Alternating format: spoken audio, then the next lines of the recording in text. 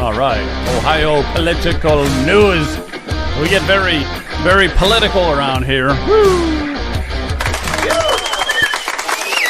So tonight, Sarah Arend will be with us. We'll be talking about what's happening in Monroe County. Monroe County, not the biggest county in Ohio, that's for sure, one of the smallest. But they've been flipping votes.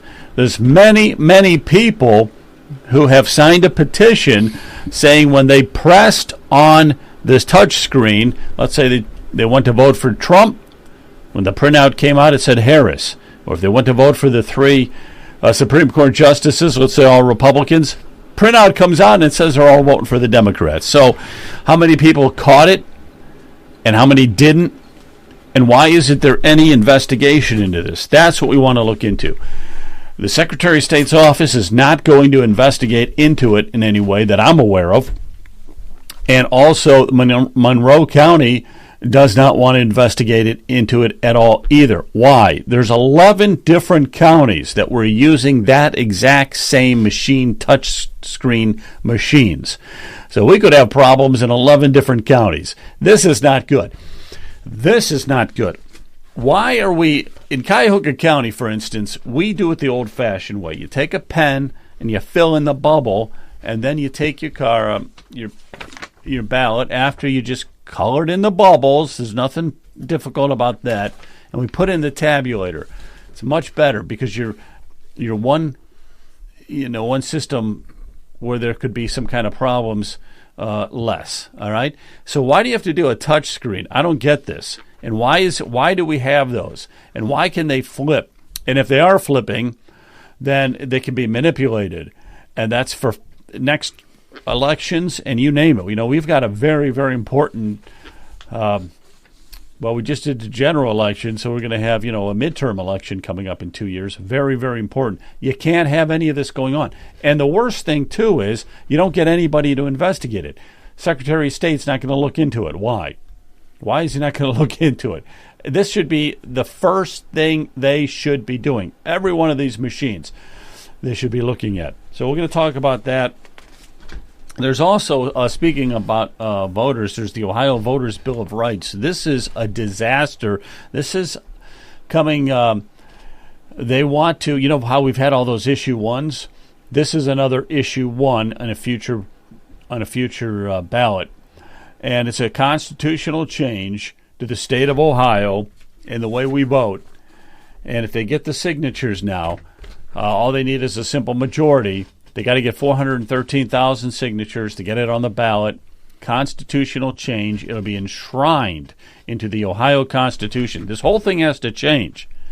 We have to get the threshold up to 60%. We have to get the threshold to 60% on our constitutional changes. 50% where it's at now is ridiculous. But this one, what they're proposing here is this amendment that it would bar the state from interfering with a legal Ohio voter to vote. That means it's putting all the burden, everything you have to prove. I'm talking about the county, have to prove that this person is not a legit citizen. And I don't know how you do that because they really don't have to show any ID or anything. It calls for automatic registration, same-day registration, which is an absolute nightmare. You have that kind of stuff going on in Wisconsin and Arizona, which is why it takes them 25 weeks to count the damn ballots. Also, automatic roll purges of 4 years will not be happening anymore. That is a big problem. That is such a major problem. When you don't purge the rolls after 4 years, you just leave these people on there. Do you know that's ripe for the pickings because places like Black Fork Strategies and others who were notorious for registering people that didn't exist or finding people that didn't vote and registering. See, all you have to do then, this is the strategy that's done, is you look at it and say, okay, well, if you have a devious mind And believe me, there's a lot of devious minds out there, mostly on the Democrat side. So they're going to look at the voter rolls and say, wow, look at all these people that haven't voted in 4 years. Wow. Guess what? They're all going to start voting because I'm going to submit a registration with a change of address for a lot of these, and we'll start picking away at them. And when it's time to vote, they'll be sending the absentee ballot to me, to where I tell them to send it to. I will fill it out. And none of these people are going to be any wiser because they don't vote. And the only way they would know is if someone was voting in their place was if they were to vote. And they would go to vote and they'd say, well, you've already voted. But you can vote provisional, they'd probably say. So they'd vote provisional and they wouldn't even think anything of it because they don't vote often. That's why they want to keep these people on the voter rolls for more than 4 years. And then it would also allow voters to sign a declaration, and they don't have to. They sign a declaration. Do you see how stupid this is? You're going to sign a declaration saying that you're a U.S. citizen, but you don't have to show any ID. Give me a break. And create no excuse absentee voting. In other words, they want all absentee voting. Start to end. That's what the Democrats want. Frank LaRose is quoted here as saying, he says, let me be clear, there will be nothing secure and fair about this way we vote in this state if this amendment is passed.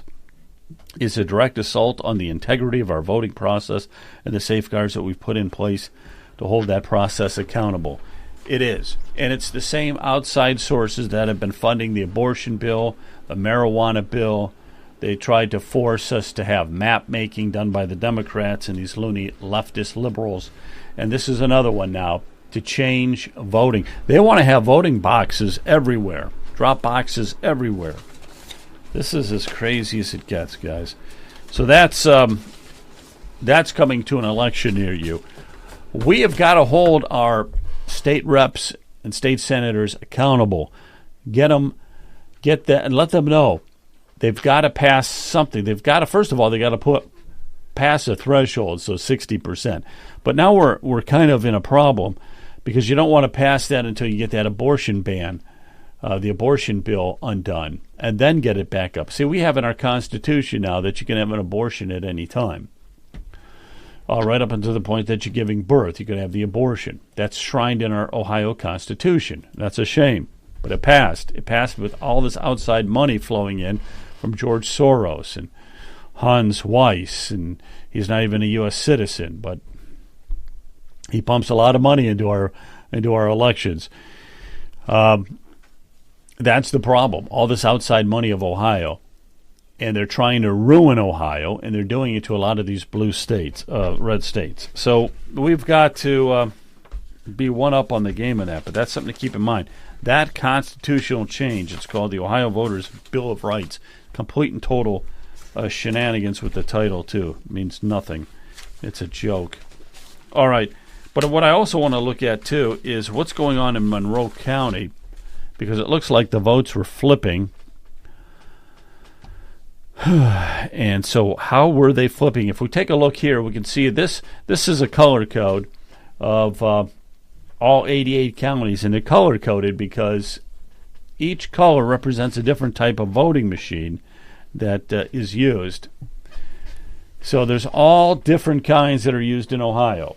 You know, we've got several Dominion type. You've got, if you can see this, look at all the different types of voting machines, depending upon what county you live in. And they all do it a little bit different. The one in Monroe County, by the way, is the ES&S Express Vote DS200 voting machine. Of course, that means nothing to any of us. But what it does mean, to me at least, is that it's a touch screen and it's not working. All right, it's been malfunctioning. We're going to talk about that because it was flipping votes. and nobody wants to look into it. The Secretary of State should be looking in and doing tests and tests and tests, do 1,000, do 10,000 tests on all of those machines to make sure that they're accurate. Nothing, crickets, nothing's happened out of the Secretary of State. Frank LaRose keeps telling us that he's got the gold standard. Here's a chance to prove it. Get over to Monroe County, put 10,000 ballots through those machines. Make sure that all 10,000 of them are absolutely 100% accurate. And don't just do it yourself. Make sure you've got the people of Monroe there watching it totally and completely. Let's make sure that that is accurate. Also, they want to do a hand count, and they said they won't do it. And the reason for the hand count is not so much that, well, the reason for the hand count is to show the Secretary of State's office that a small county like that can easily hand count all the ballots. You have a lot of people watching, and the results are going to be 100% accurate, and you have nothing to worry about. But why would the Secretary of State's office say, no, we're not going to get involved with that? Why? That's some of the questions we want to talk about tonight. I'm not sure if you heard me. We cannot and we will not give up this fight. No, we won't. We won't. That's right. We won't. Come on. Come on. That's right. We cannot and we will not give up this fight. That's right. All right, guys. How's everybody doing out there? Let's go around the horn here a little bit and see what we got. Oh, wait a minute. Let's do it this way. How you doing, Brian? Doing great, Joe. Got some questions for you on what you were talking about there on the ballots. We're poll workers. Leonard and I are poll workers, so we're keenly aware of the process. Okay, great. That's excellent. Leonard, you're out there. Good to see you. Good to see you. Same here. All right. All righty. And Matt is with us tonight, too. How you doing, Matt? How's it going? Very good.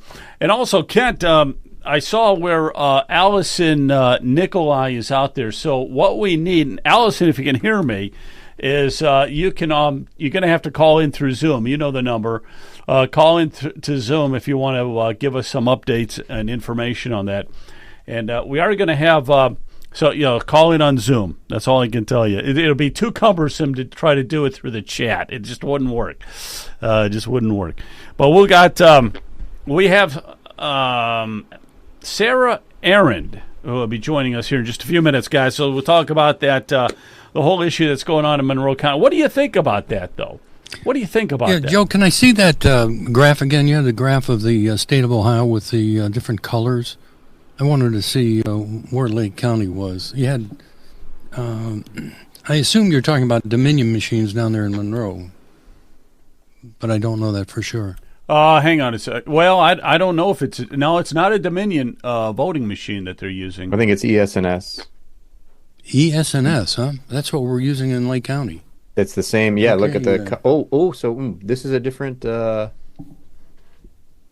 graphic. So yeah, I don't know if I have one that's out of date, but yeah, the one that I saw they use the same ones as in Lake County. So everybody, the counties are allowed to contract with one of the two basic vendors there are out there.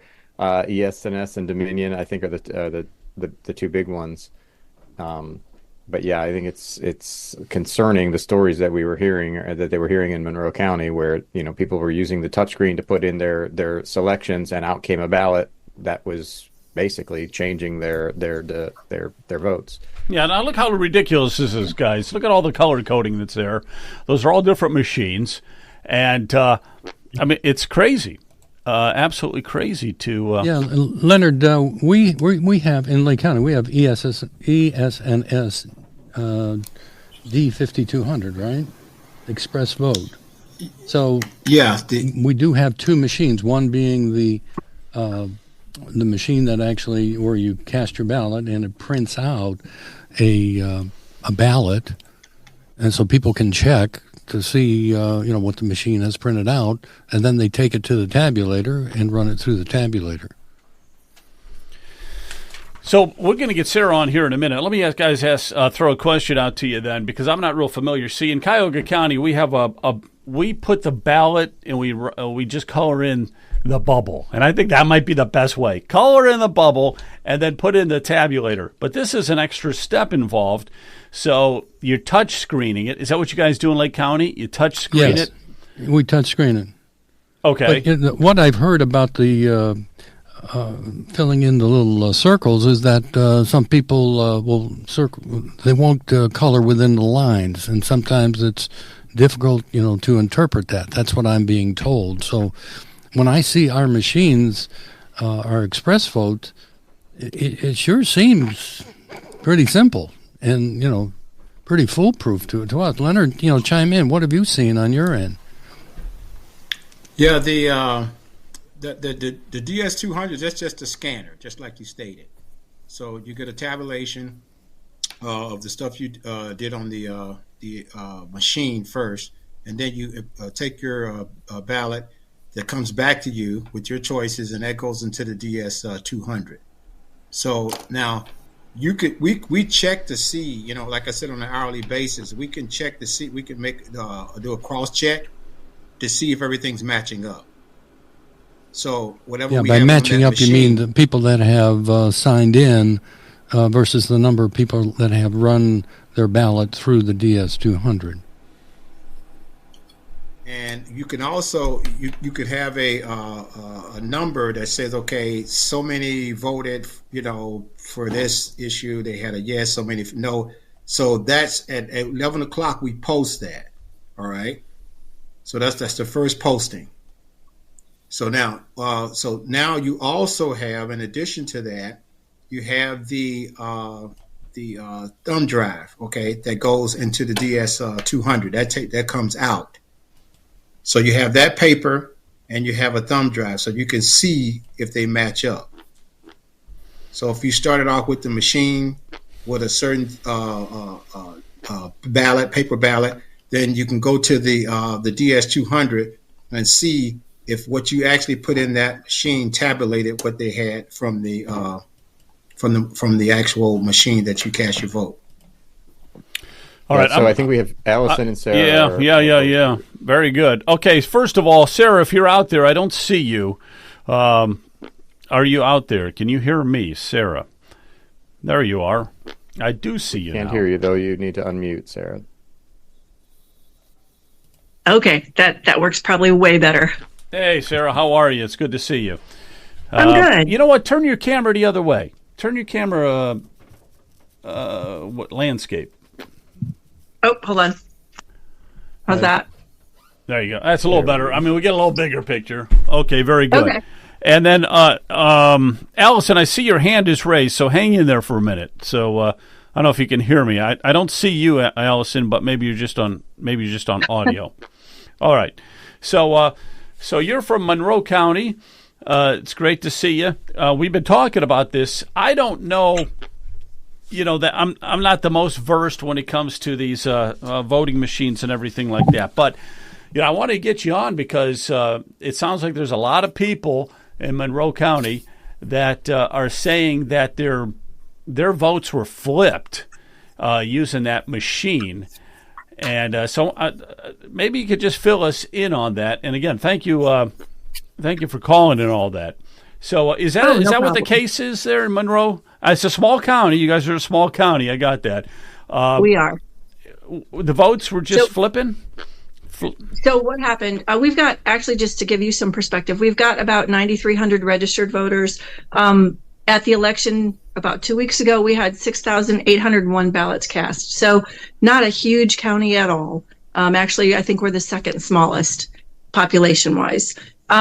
So what was going on? We've got ES&S machines. You put in, when you sign in, you get an empty blank piece of paper. You put it in the machine. You make your cast your choices on screen, and then it prints out your choices. And so what some people were experiencing when they printed out their ballot, the ballot did not reflect what was printed, did not reflect what they chose on the screen. And so there's not a ton of it. Actually, I believe only about 8% of people look at their ballots after they've after they've printed out or whatever. So first of all, there's not that many people looking at it. But we did have, I know of about six different people that had that experience. Which again doesn't. What is? Give me an example of that. So is it like you're talking like, okay, if I touch screened Trump, it would put down Harris. Is that what you're referring to? Something like that? Something like that, yes. Where the printout did not reflect the choice they made on the screen. And you know of at least 6 people, right? Mm-hmm. That well, have said 5. that. One had happened to twice. And one had happened to twice. But yes. these are the only people that, these are people that actually looked at their ballot, and you're saying that only 8% actually look at it because they're assuming it's correct, right? And correct. Then they're just throwing you right review it on the screen, but, once you review it on the screen and see that it's correct, how many people take the time out to scan the printout? Not very many. Yeah. No, I agree. Well, let me throw this out to those experts out there. Brian, is that, what do you say to that? Well, if people are looking at it and they do see a discrepancy, there is a remedy for that. We can go to the voter location manager and we void that ballot and start all over.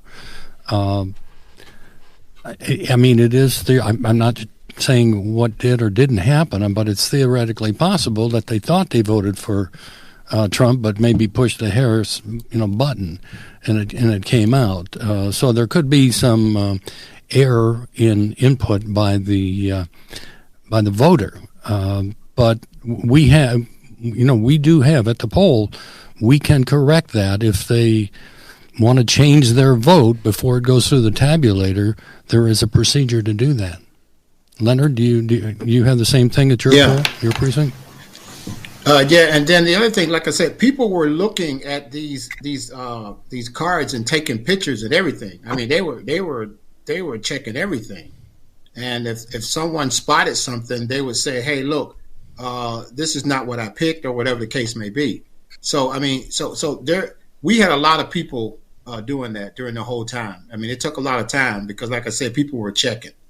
A lot of people were checking because they were concerned. Did you have many people that said that the vote flipped on them and they wanted to redo it or something, or what? No. No, I didn't have a number of people, that came up and to say anything. The only issue I had, Joe, was there was a voter that did not take their paper ballot and bring it to the tabulator. They walked out. They really didn't understand the process, and it just so happens that there was an official outside and saw them, walking with their ballot and said, "You got to go back in and run it through the tabulator." But that's the only, problem. They call those fleeing voters for some reason, but that was the only issue we had where. But I do want to bring up one issue here. Now, if you look at where Monroe is, it's right along the eastern side near PA. It's about halfway down the state. It's a brown color, Monroe. That's where she's at. Now, if you go up to Lake, you guys are in the pink. So you do have a different voting machine. You are using a different voting machine than she is. But let's now, Sarah. I talked to you earlier, and you said that this was a problem. This was a problem in the primary election with the same. You've had these machines for a while, and this was a problem in the primary election that people were reporting, and and it was kind of ignored, or it was sort of brought up with the Board of Elections, and they just said, what did they kind of give you the runaround, and we'll take it under advisement, and nothing. Well, actually, the Board of Elections chair is obviously a member of the Republican Party, and at the May meeting, he was giving a Board of Elections report. We have that on the agenda, so he can report every month. And he was talking about the past election, and 3 people in the room brought up the fact that they either had firsthand knowledge, a spouse had that happen to them, or a very close friend, and that was a room of 20 people. And so that was actually how we got started in this whole arena, because all of a sudden we realized that, you can vote your values all day long. If the election is not secure, if the process isn't safe, it doesn't matter how you vote. don't know that that's really a reflection of what you did. So the Board of Elections, they were aware of it. Basically, we kind of were scolded that we didn't check our ballots on a regular basis. That has nothing to do with what happened to the machine. Hang on one second, Sarah. Let me understand this. So in the primary, you did contact the Secretary of State office about it? Not the Secretary of State at the time. Nope. We ran that through our Board of Elections chair. Okay. Through Monroe County, the Board of Elections through Monroe County. Correct. And what did they tell you? Nothing. Basically, shame on you. Everyone needs to check their ballot all the time. And if you notice a mistake, then just go get another ballot. Well, that doesn't address the issue that the machine malfunctioned, basically, because, if I chose A and B shows up on the paper, that's a malfunction. And I think our voters, our county voted 78% Republican, this county. They were looking at the screen. They know who they voted for. I don't believe that it was user error. I mean, in any system, you have to record issues. I mean, that's how bugs get fixed, or bugs get identified, bugs get squashed. Even if it is user error, you record whatever the issue is, the outcome of the issue, and you trace it back to try to find the root cause. If it turns out it's user error, it's user error. But for them to just hand wave it away and say, or to scold you, everybody has to check. I mean, that's pretty absurd. I mean, we're talking about, Joe's talking about the bubbles. When in counties that still fill in bubbles, that's the assumption, but you're the one who's actually physically filling in the bubble. And if you find that you've made a mistake, that of course that's on you, because you're the one doing it. You're not inputting something into some system, and you're trusting the system to report out your inputs. And if it's failing to do that, then we've got a problem. And for them to just hand wave it away. And so that, I guess, is that ultimately what triggered you guys to start pushing towards, we want to start looking at the very least hand auditing the results, if not hand counting, or getting away from machines that malfunction or that appear to be malfunctioning. Yes. So there's not a great deal of trust in the process. And so we asked to be a bigger part of the process. We looked at ORC, and, obviously we've got the machines. We've invested a ton of money on the machines. We've appropriated $680,000 to ES&S since 2019. Again, 9,300 voters. And so knowing that we have the machines right now, what is it that we can do to ensure that it's as close to being secure as we can? And that would be to, with the audit all of them. Audit all of them. And that way we know that our numbers in Monroe County are the same numbers that show up in Columbus. And not only that, it gets people engaged in the process. They care about it here. We talked to the Board of Elections at the beginning of October, and we had 45 people come to the meeting, which was probably a little intimidating for them because nobody goes to Board of Elections meetings on Mondays at 9:00 in the morning. But we asked them if we could do that 100% hand count, expanded audit. They have to audit it anyway. The requirements say it has to at least be 5%. 100% is at least 5%. So we were within the criteria. And so we didn't get a response, and we felt that they weren't going to give us one. So we did a petition a few days later, started that, and we circulated it around the county for 10 days. We got 250 signatures right off the bat, with another 21 coming in shortly thereafter. 2 of the 3 county commissioners have signed on to this. It's something that's supported by leadership in this county. In fact, one of the county commissioners, her husband was one who had his vote flipped. So they're well aware of the shortcomings and the malfunctionings of the machine. And I agree with you 100% that if there's an issue, why is there not a reporting system? They have a little pink sheet that they chart on when they have to reboot the machine, but there's no kind of reporting system or talking to people. If there's, if somebody's asking for a ballot because the information is different, there's nothing to track that. And so recently the director of the Board of Elections shared some information with the newspaper, and stated that the machines are 100% and they never have any problems with them. Well, if you don't track the problems, of course you're not going to have. Hang on a second, Sarah. So who was it that said the machines are 100% accurate? Molly Landefeld. She is the director at the Board of Elections. In Monroe County. Correct. And, but big deal. I can say it's 100% accurate. They're not testing it. Run 10,000 ballots through it and have people press that screen and everything and make sure that there's 10,000 that are absolutely accurate, right? I mean, that's what I would suggest, and that should be done, and we got to demand that that's done because there's 11 other counties that are using your same machine, according to this graph here. Joe, there's a lot of counties that are little as well, like less than 10,000 votes cast at the last gubernatorial election. There's a lot of small counties in Ohio, about 16 that meet that criteria. For our county is going to be $1.1 million short at the end of the year. There's not a lot of people here. Sales tax has gone down. We don't have a lot of revenue drivers for the county. And again, we're spending a lot of money on these lovely machines that aren't 100%. And there's not a lot of motivation from that entity to do anything about it. They seem more married to the machines and loyal to a product manufacturer than they are to the process of making sure that our elections are safe. Well, there's, you guys,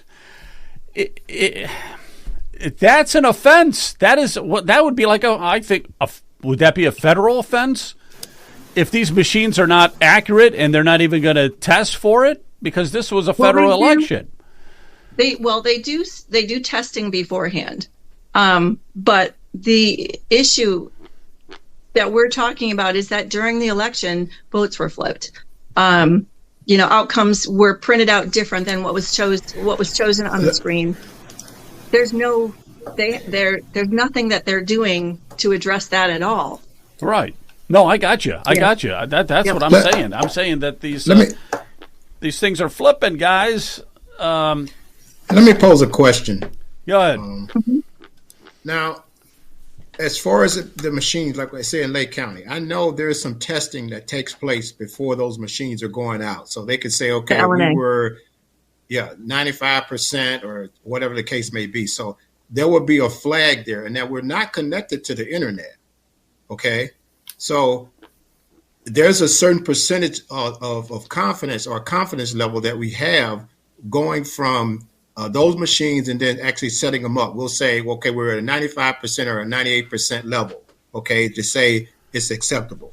So someone had mentioned that we were just reconciling. Well, we're doing both. We're reconciling, as far as the number that's going in and the number going out, but also there are some mechanisms ahead of the whole voting process where those machines are checked out. Now, if that's happening or if that's not happening, then that's a problem on the Board of Election, because that should be checked. Okay. Listen, you guys wanted to have a hand count, right? Correct. Who's stopping that? Monroe County? Monroe County Board of Elections has not yet given us the nod to do that. Of the nearly 300 people that signed that petition, 85 of them have volunteered to participate in that count. And I would ask you, 1 in 3 people that are supporting this are offering their time. That is a huge statement. When we hear from the Board of Elections that voters are unengaged or they're lazy and they don't show up, I mean, right. I understand the frustration. They put a ton of time into making the elections happen. But you know what? Voters are getting engaged, and especially these voters who are adamant about the fact that they really want to know that their votes are safe. Okay, and so let me ask you a question. We got to get some names here. So who is it? Who is the? Now, I don't want to just say Monroe County Board of. This is we so never get. No, we never get anywhere. We never get anywhere when we just. They don't and I'm not like talking us. about you. I'm not talking about you. I mean, on this show, we never get anywhere because we have all these incidences and we just label it as a company, a corporation, board of elections. No. Who specifically is calling the shots there? Do you know a person, a name? I'm going to write it down. I know, I know all of them. So rather than what's the call name? out Sarah, What's the name? we can What's look the that name? up. No, I don't want to look it up. What's the name? What's the name? Well, the Board of Elections in Monroe County, the chair his name is Perry Stewart. The director is Molly Landefeld, sorry. And I think what they don't understand is that really we should be on the same team. Like our passion Absolutely. for well, and so those are our county commissioners, by the way. Now, the lady on the right. Are they all are they all supportive? Are the 3 county commissioners supportive? All 3 are supportive. 2 of the 3 have signed our petition and have volunteered to count. One was hesitant at the time, and that's fine. Okay, but if you had if you have 2 of the 3, do they have any weight, or do you have to have all 3 of the 3? They I'm just trying to get something done here. I'm just trying to get something done. I get it. I appreciate that. This is ridiculous that no one's looking into this. This is, in my opinion, Matt, this is ridiculous. All right? I don't want to be just cracking, back and forth. Let's get something done. So is it Monroe County, or is it the Secretary of State in Columbus? Both. Who needs to do something, do you think? Or anybody know? So Board of Elections definitely has the autonomy to say, yes, you can do this count. They can if they choose. They've punted it to the Secretary of State and said, well, we're waiting to hear from the state. So that's why we had a call to action to say, hey, call Frank LaRose and tell him, let him count. Let him count. What's it going to hurt? We meet the criteria. There's nothing in ORC that says we can't. I called Frank LaRose's office, all right? Mm-hmm. And they told me, and this is just going back and forth, which is what you do in politics, okay? You point at the other person, and then they point to you, and it becomes a ping pong match. Nobody ever does anything. You just give up. They told me it was up to the county. It was up to the county. Mm-hmm. Well, I don't agree with that. I think if Frank LaRose wanted to do something, he could do it. But I think it's also I didn't talk to him directly. I talked to one of his staff people. And they had heard about this. Okay, at least when I was talking, I know they're annoyed with they vaguely remember this, and so they said, we can't do nothing. Our hands are tied because the county won't let us do it. All right, well, who is it at the county that is got your hands tied? Because there's 11 other counties using these machines. That's the problem. And I'm sure that we're not the only ones having the issue. Well, the thing is, anytime a citizens group seems to raise their hands about something, and especially when it's talking about elections, it becomes an immediate case of circle the wagons. And not to paint with a broad brush, but we have 88 counties, and there may be some boards of elections that do a good job. And I know Brian has talked to the director of elections, the director of the Board of Elections in Lake County, and has been satisfied with those discussions. But this seems kind of ridiculous here, especially when you have engaged citizenry, and that seems sometimes to be the enemy of. Let's call it the deep state. We hear a lot talk about the deep state in Washington D.C. It's like this local crony government we have in Ohio. In a lot of these locations, it's protect yourself, protect your own hide. Point the finger at somebody else, or not point the finger of, we'll really have to check with them. Well, no, they have to check with them, and you just run out the clock until people stop being engaged and stop paying attention. And that seems to be part of the playbook in far, far too many places in Ohio. That's the tactic. Yep. I've spent a lot of time in ORC lately. And I agree with you. We've been called names. We had observers at 6 polling places, and for the first time ever in this county, There was a police presence at all the polling places, and the sheriffs, they were given our names and told that we were troublemakers, so they don't like scrutiny. And again, unfortunately, they don't realize that, you know what, we want what they are supposed to want. We want secure elections. We want to know that our votes are conveyed accurately. So in a small county that has financial issues, wouldn't it be prudent and responsible, if you're a Board of Elections person, to consider, if there are problems popping up, to A, look into them, and B, consider what your options are? Because I just looked at a chart today that said the population in this county is projected to decrease by like 30% by 2050. Where are we going to get the money to keep paying for these machines? In small rural counties where finances are an issue, if there is another method that's just as good, just as reliable, why shouldn't you consider it? Wouldn't it be fiscally responsible to consider it? Yeah, but no, it makes all the sense in the world, Sarah. It makes all the sense in the world. Okay, you're just getting the runaround. That's what you're getting. You're getting I know. the good old fashioned political runaround. And that's what that's what we're trying to say. Enough. All right. So either LaRose and Secretary of State's office got to do something, or Monroe County's got to do something, because this just doesn't affect you 9,000 people when 11 other counties are using that very same machine. How big are some of the other counties? Montgomery uses it. Franklin County uses it. So yep, Lucas County has the same system we do. All right, so there's a lot of people using those machines. All right, Jonathan, go ahead. All right.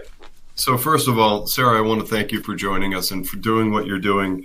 Me chiming in to suggest that maybe folks like us, the ones that throw the punches, should be naming the names, Joe, is really to try and maybe provide some cover for her, to be able to play nice. And hopefully you're able to get through to the right people and get the answers that you need. Just for sake of clarity, I do want to, as Joe brings up that map of all the different systems, it's fair to assume that there are flaws and issues and errors in all systems, all of these electronic voting machine systems. We have different people out there like Marcel Strbich, and at one point we had Mark Cook on with us. There are issues with all these machines. They're not all so obvious as vote flipping. But I want to pause, back up, and just highlight what should be at the front of all of our minds. And that is the simple expression of the golden rule of elections. The golden rule of elections is vote in private, count in public. We've moved so far away from that, it's ridiculous. We now have these systems that are smoke and mirrors, and all 619,000 in this small community, and we are overspending for under delivery. So a few things. We all have, by now, I think, have heard the expression, but it bears repeating. It's who votes that matters. It's who counts the votes. That's Joseph Stalin, I believe, said that. So we need to do a better job as a society, as a populace, of putting our foot down and saying, stop, no, enough. Enough with all of this corporate third-party outsourcing BS, and get back to the basics, which is precinct and county. Yep, that's the map about. I said that because I wouldn't want our listeners to simply look for those orange colors and think maybe that's where the issue is. Really, the issue is in all of those counties. All of them, the argument can clearly be made. They're overspending for overly complex systems that are black box smoke and mirrors. The fact that we, the people, can't see them, we can't get access, and this whole preposterous notion of them playing cat and mouse to try and avoid an audit is so counter to the way that our country is founded. It is an outrage. It is exactly the opposite of the United States. The United States doesn't work on, we told you the elections and you need to believe it because we said so. It's exactly the opposite. We control, we the people. That is by design and by intention. We need to get back to that.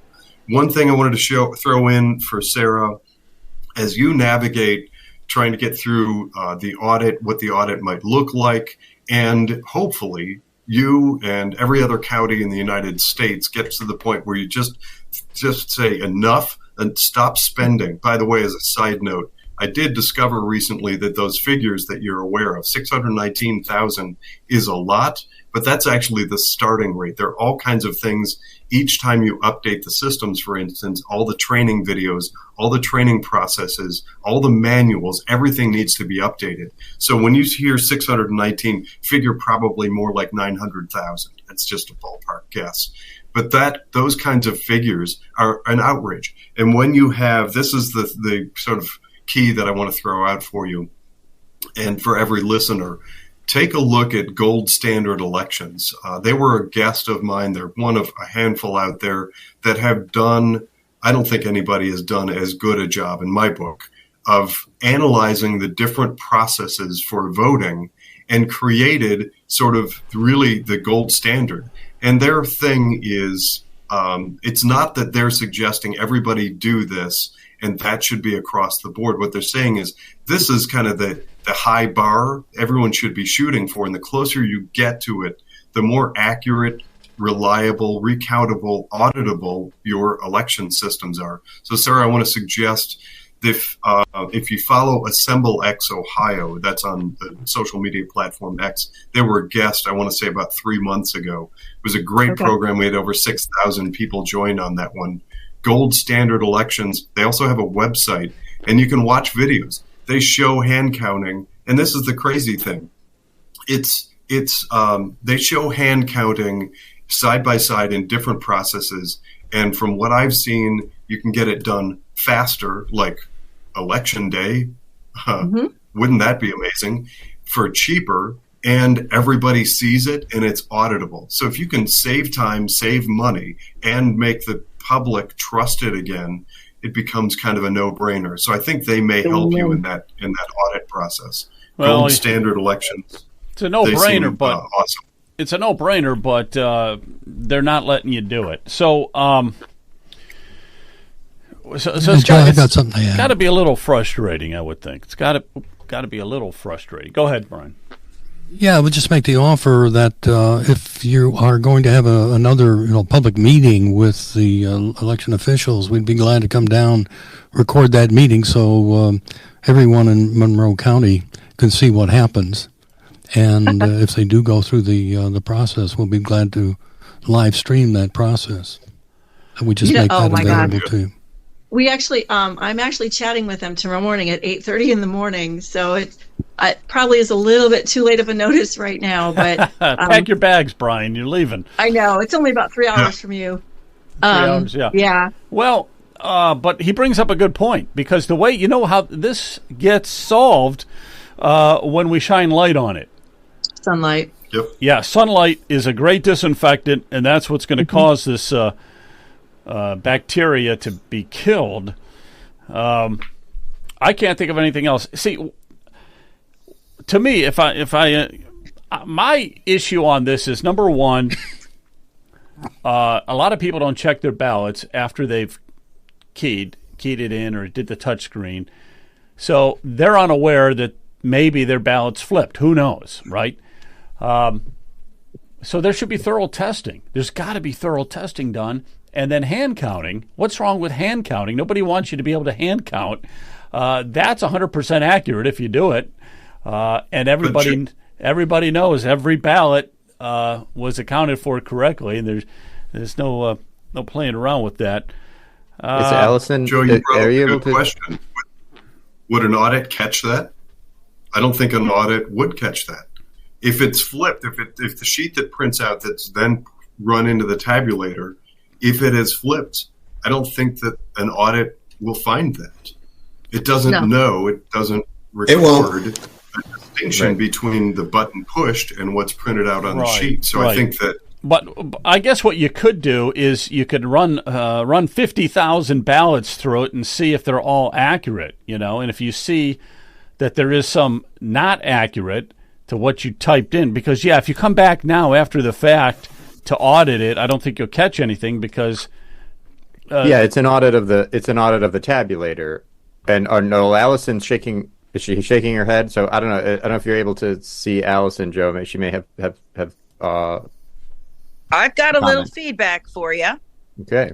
First of all, on those touchscreen, long, skinny ballots that the ES&S Express Vote system puts out, it doesn't read your words. It reads the barcodes at the top. That's first and foremost. If the ballot definition file was set up improperly in the machine, the barcode could be reading a flipped vote. You, as the voter, even though you've looked at your ballot, would not know. I believe in the instance of what Sarah is describing, an audit, a complete wall-to-wall audit, is in the county's best interest. Because again, if the ballot definition file was set up improperly, the only way you're going to know that is to actually audit the words on the ballot, because you're never going to be able to scan the barcodes. That's a good point. And What are you doing tomorrow morning, Allison? Oh, sweetie, if I could, I would. If I could, I would. I just ran some preliminary data for you. Just in Monroe County, if they spent $618,000 on just their voting, 680. okay, well, that takes it up to $72 per voter. $72.91 per registered voter. That's not per vote. The per vote would be closer to $80 to $82 per vote cast. And to date, you've cast 6,899 ballots between your early voting, your early in person, your absentee, and what I just pulled from Triad to get the totals when I heard that this was going on tonight. So it's bad. Allison, I have a question, and I think that's an important point, and I've always suspected it as a voter. I've never really known for sure. So when you have this type of system, and it's not just this necessarily this machine, but you're going to a touch screen that then prints out a ballot that you take to another machine to scan. In that case, they tell you, check your ballot. Check to make sure that everything is correct. But if it prints out Donald Trump and no on issue 1 and Bernie Moreno, those words, the thing that you scan that ballot in is not reading those words, it's reading a barcode. So if the barcode does not match the words, them telling you, be sure to check your ballot before you scan it, is nothing. It's meaningless. It is a placebo to make you think. Is that correct? There was actually 2 separate issues noted in Seneca County as well, where people were touching, for example, say they wanted Donald J. Trump. If he was in the first position on the actual touchscreen, and we all know that they rotate by precinct, the slate of the slate of candidates rotates. But it seemed like every time, every precinct that had Donald J. Trump in position number 1, it automatically defaulted to position number 2 when you touched it. And some people brought directors over, hey, look at this. This isn't right. This isn't what's supposed to be happening. And they just kind of shrugged their shoulders and walked away. Very few people in those instances, because they caught it right away, spoiled their ballots and had to reissue another one. But again, if the barcode is improperly counting, you're right. What the words say, it doesn't matter. But the only way to find out for sure in Monroe County is 100% audit of the words. And I would say, right. And if you do 100% audit of the words and it comes out 100% accurate, that's great. But look at the rigmarole we've had to go through and the cost that you're pointing out, $72 per voter and more dollars per vote. When you have an engaged populace who is telling you, we're willing to just look at ballots and count them the old-fashioned way, in a way that does not require any IT assistance, quite frankly. If you completely got rid of even a scanner, right, an optical scanner, you need zero IT. You just need to be able to fill in a bubble and accommodate ADA considerations for people who can't fill the bubble. In a county like that, for sure, it seems to make sense. We've heard stories about there's a rural county in Arkansas who's doing a 100%. I don't know if it's an audit or a count, or it's a preliminary count by a machine, and then but the official count is the day after. It's happening. We know it's possible. We know that people want it. People do not trust these systems. What we need is a mechanism to force, I think, our officials' hands. And I think that is by putting it to a vote of the people. Hey, what do you want to get? Do you want to get rid of these machines? Like I said, or put them to the scrap heap, go to the recycling bin, and do the old-fashioned way. No. There are literally. Go ahead.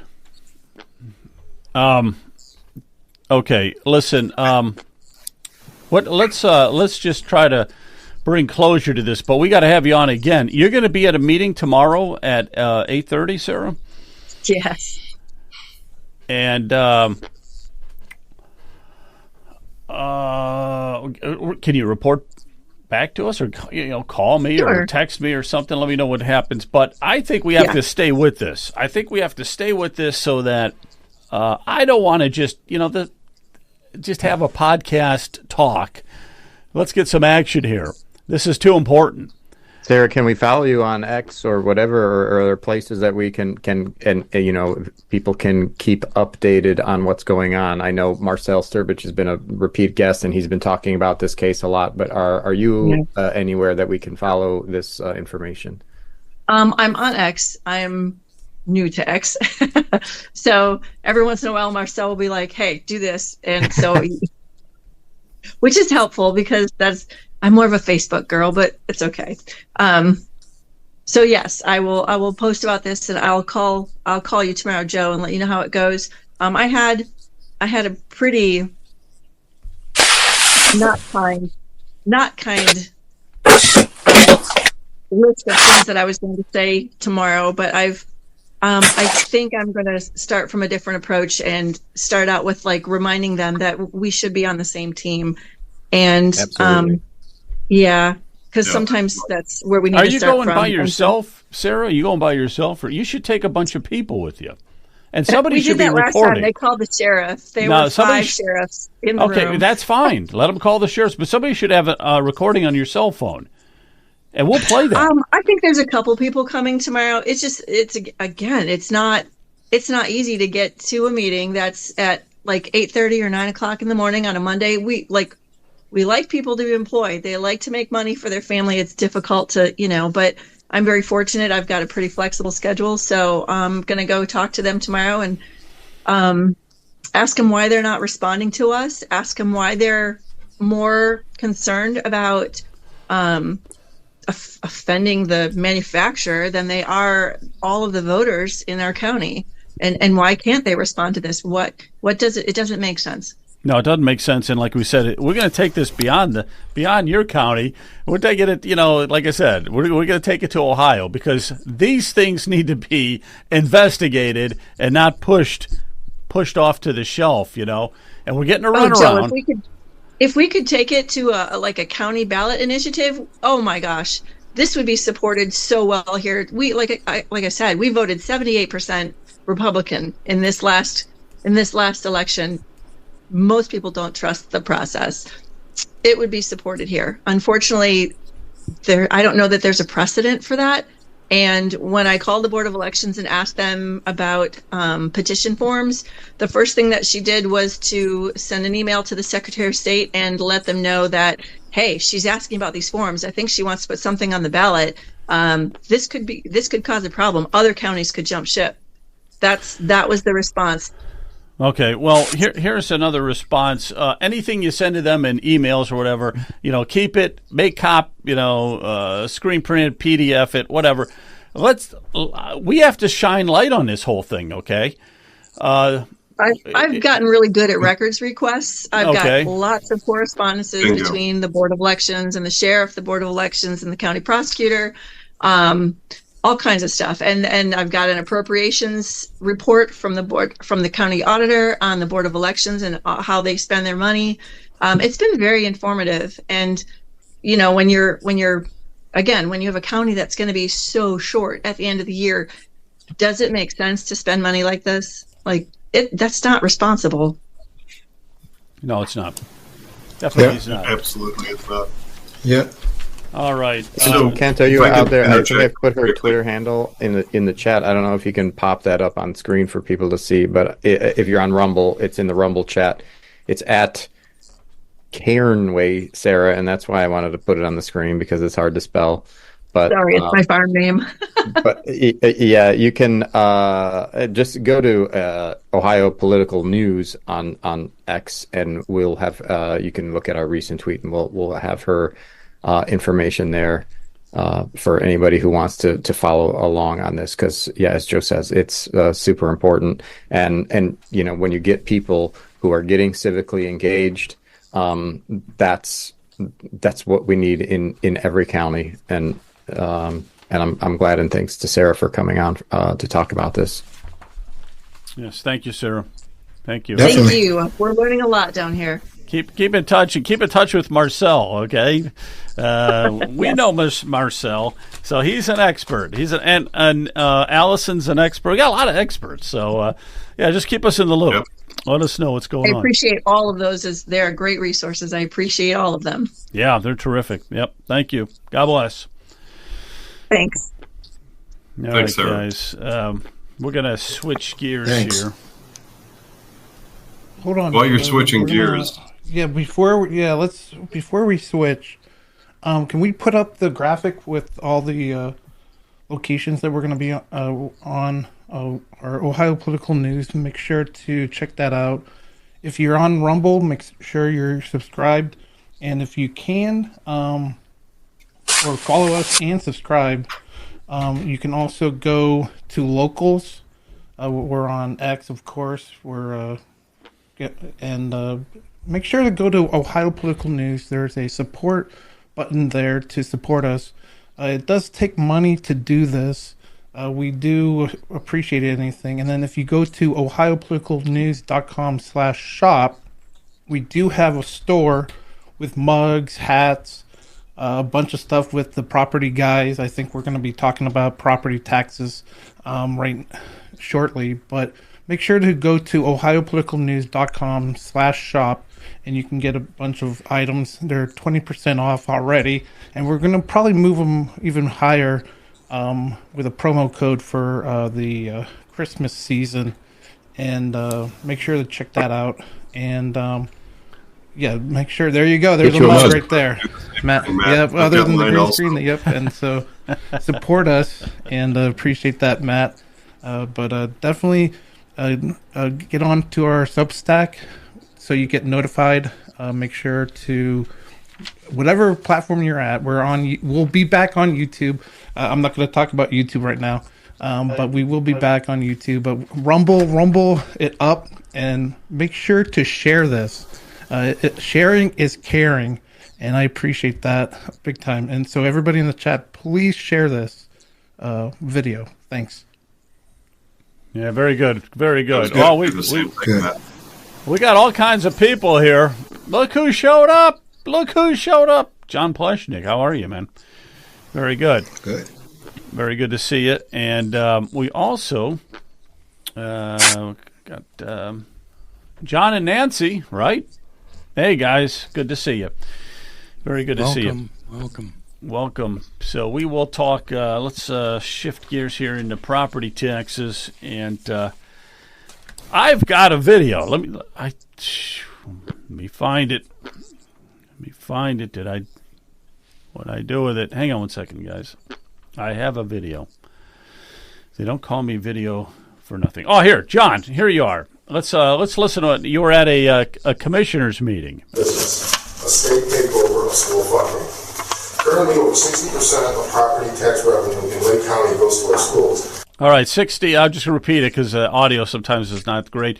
60% of our property taxes are going to the public schools. That's what you just said right there. This heavy reliance on local property taxes not only places an undue financial burden on our residents, especially seniors and those on fixed incomes, but also makes our businesses less competitive. Transitioning school funding to the state will result in an immediate reduction of property taxes by more than 50% for every property owner. Additionally, many of our schools are on the verge of bankruptcy, highlighting the urgent need for systemic change. Federal government could serve as a critical support mechanism to stabilize these districts during this transition. This issue isn't just a Lake County. Let me bring John in here for a minute. John, Nancy, good to see you guys. So, John, what you're saying there, that little clip, is that 60% of our property taxes go to the public schools. I also heard you say that a lot of the public schools are going bankrupt, which means that they're going to want more and more levies.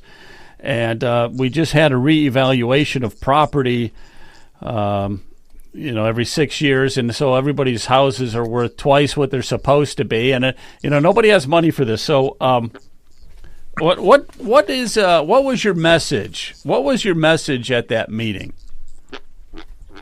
Well, we have a systemic problem here with property taxes because we voluntarily vote for these levies to support our schools, and then it gets put on our property tax for collection. Well, again, we have our houses paid for. We think we own our homes. If we don't fail to pay our property tax for 3 years, we'll start foreclosure proceedings and take away our home. So, again, we're also paying taxes on unrealized gains. And, just knowing, pretty much in our case, 61% of our property tax personally goes to Willoughby Lake School. Their revenue that they collect, 70% of it is from property taxes. Only 17% is from the state. And the state mandates 100% of what they need to do. They mandate everything. So, there's a problem here again with it's pretty much the schools need funding and it's never enough. I go to their budget meetings. They continually say, they're always looking for more money. They're never looking to cut money, cut expenses. Where can we cut or trim to try to save some money and stay within the budget? When they build schools or have capital improvements, what they do is instead of going and getting levies where the vote of the people, they just go and borrow bonds, and they take out these bonds, they get them, they build it. And for example, Willoughby Lake Schools has about $120 million in bonds. The latest maturity is 2050. And what they do is when they mature, they'll just roll them over at another interest rate. They're currently paying about $4.1 million in just interest alone for those bonds, which is about 5% of their budget. Just these numbers are just they're basically 80% of their budget is people. It's 74% is administrators and teachers. The other 6% is your custodial workers and bus drivers. So 80% is people, and with the unions driving the healthcare, pension, you have all those costs that they get all the benefits. Teachers are making, and most administrators are making over $100,000 a year, plus the benefits of 40%. Add that onto it. These costs are out of control, and they're growing faster than inflation. And then when we have these reevaluations, what happens there is that because of the 20 mil floor, they're only getting increases of their revenue on half of what they have out there in levies. So, which means they're feeling that they're cheated and they need more money, and they're feeling, so what they need to do is they kind of what we're finding is that they're reverse engineering and figuring, if the schools need X amount of millions of dollars, we'll reverse engineer that, and we have to raise the property values so much. For example, in Lake County, they felt that they had to raise it on an average of 30% in order to get the schools the budget numbers that they need for the 5-year projection. So this is a little bit of what we're finding out, the mass appraisal method, how it's uncompatible with the regular. We have no comps to compare with it. So these are just a lot of things, just a variable of a lot of different things that we're finding out. But we're just the tip of the iceberg, too, exposing it all. Let me just ask one quick question here. Also, when you were up there at the podium, you were saying that if we eliminated the property taxes, we'd have the state take over. Is that accurate? Well, one of the ideas, because again, we need to fund our schools, and my whole thing is that if the schools are going to, or if the state's going to control everything that the school does, then and mandate everything, then why don't they just fund it all? The schools are on the verge of bankruptcy now, and they need help. And for the state to take over would be ideal, because it would bail out pretty much, it'd be almost if they filed bankruptcy, they would be taken over by the state and then run by the state. And at that point, we would have an instant reduction of over 50% on everyone's property tax bill, because over 50% of the property tax bill goes to our schools.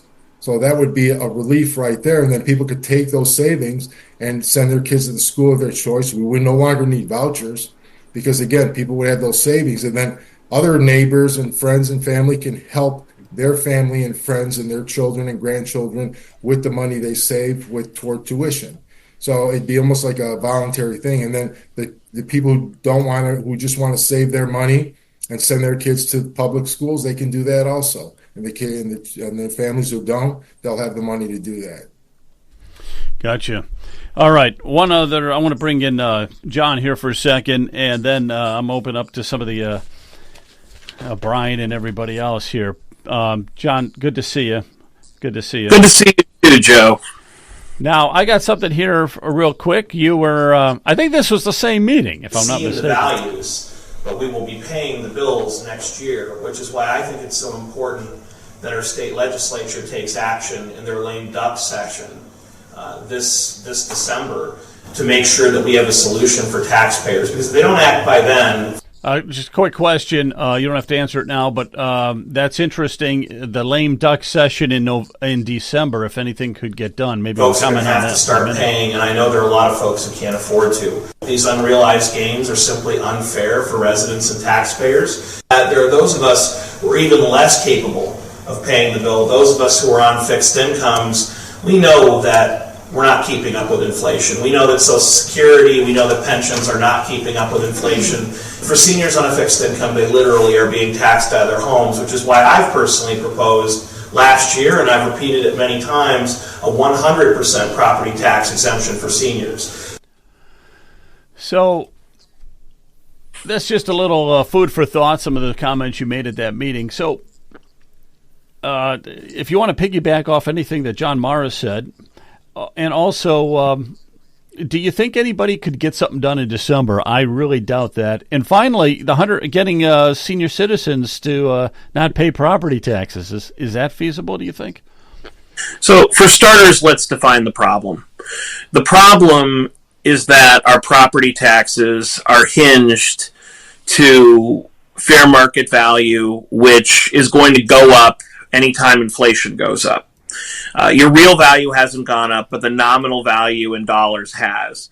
And realistically, that's not going to be a huge issue in years with 2% or 3% inflation, but it's a massive issue when you've had the three highest years of inflation in the last 40 years. As you mentioned, the average property value increase in Lake County was 30%. I'm told that that's pretty much par for the course statewide. So most taxpayers are seeing something on the order of a 30% increase. Many are seeing more than that. And as a result, you're seeing property taxes go up substantially. Typically, a 30% increase in value on an average taxpayer's bill means a 15% increase in the total tax bill, which is double digits. It's massive. And that's a burden for any taxpayer. But for those of us on fixed incomes where there is no more money coming in, inflation doesn't mean there's a bigger check. That puts you in an untenable position where seniors, disabled veterans, everyone on fixed incomes are being taxed out of their homes. So, number one, that's the problem. Number two, Mayor Maher has talked about the solution, as have I. And I want to agree with the mayor that an important safety valve we have to put on the system for all of us is that we stop taxing unrealized gains. And there are two fundamental ways to address that. Ideally, what I would like to see as a tax professor, as a taxpayer, would be to freeze property values in between sales so that you don't have your valuation increase unless or until you sell the property, and then the new owner is stuck with the value they paid for it or what the state deems to be fair market value at the time of sale if there's a big discrepancy between those two numbers. But it means that while you own the property, your value stays stationary. That's the ideal. That may be overly ambitious given the fundamental greed that governments and bureaucracies have for our tax dollars.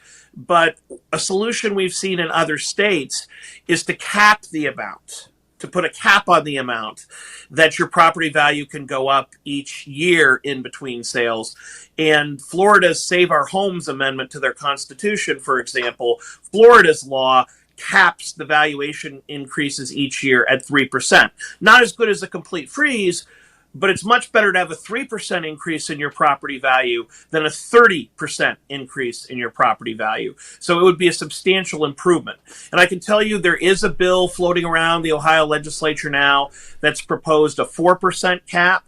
So I do think that there is some consideration of Florida law. There is some consideration of having a cap on valuation increases, even though I haven't heard proposals like John Mara's and mine in Columbus to have a complete freeze. At least we're talking about a cap.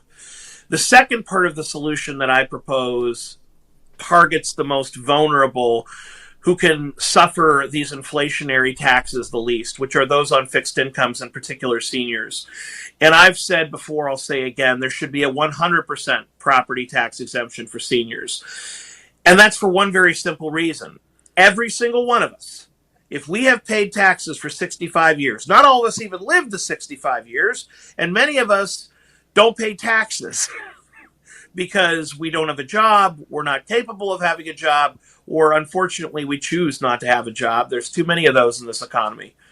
Someone pays their taxes for 65 years, they have earned an end. They have paid their fair share and then some. It should be over. We should acknowledge that. We should say, thank you so much for paying 65 years of taxes, done. And so, number one, it helps those who are most vulnerable. Number two, I think all of us deserve to know that when we reach that finish line of 65, we've paid the state enough of our property taxes. And you asked, how realistic is this? I think there are fundamentally three problems we're addressing in terms of getting action on property tax reform. And number one is the most obvious, which is that government loves money. And the bureaucracy doesn't want to give up a dime. They will always say they need more, not less. They will always ask and demand and push for more. And you have to ignore that. More than that, you have to push harder. State reps and state senators do not care if one person complains or two people complain or if they get an email from 5 people. They need to hear from hundreds. They need to hear from thousands of people on the same issue before they start to go, uh-oh, I might not win re-election if I don't take this seriously, if I don't address it.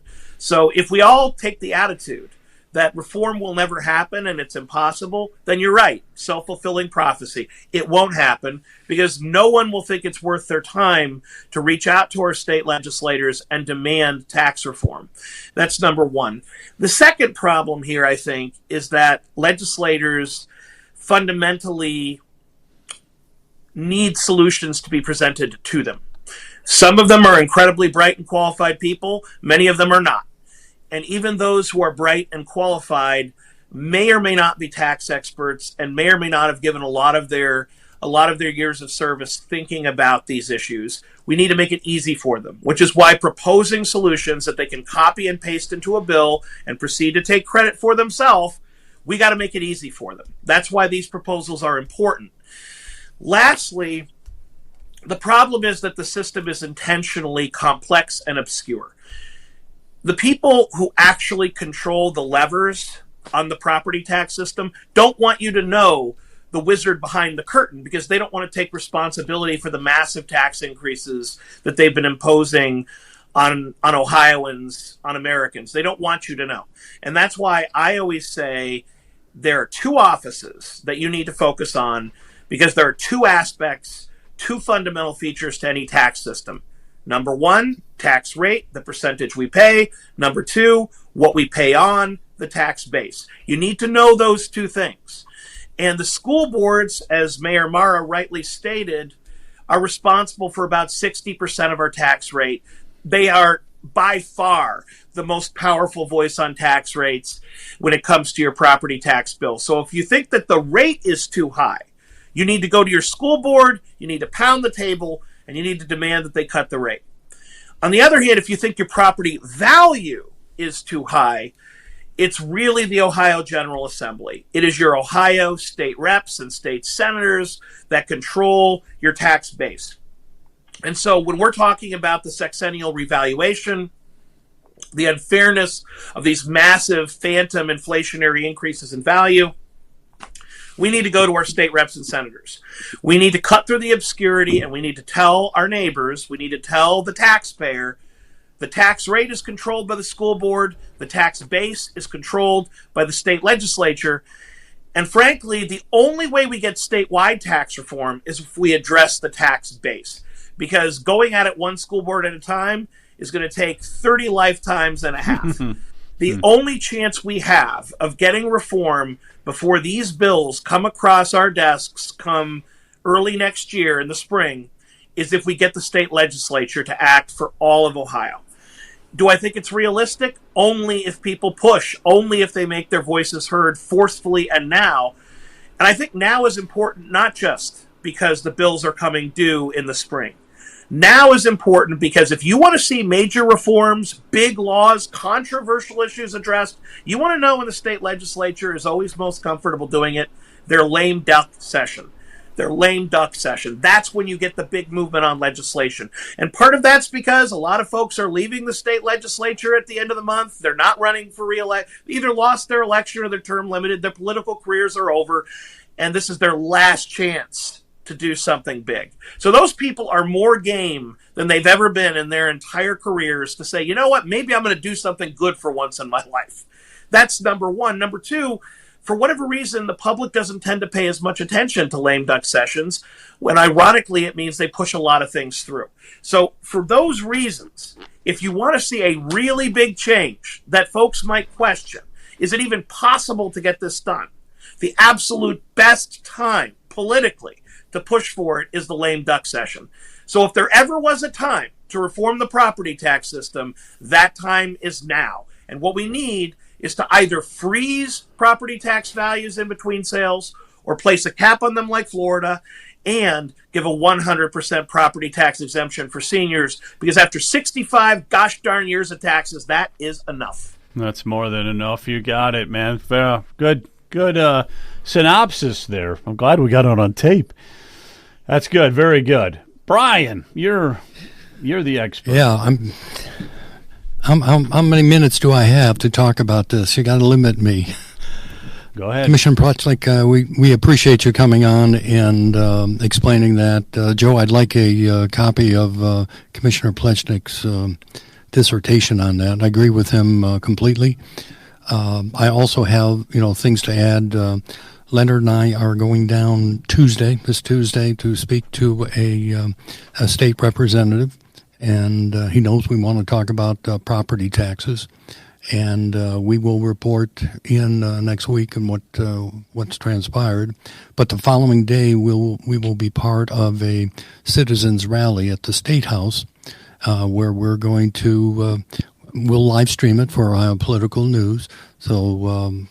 We'll be talking out in public how we think it is the whole property taxes really are immoral, because we say that any tax that can cause a citizen to become homeless is immoral.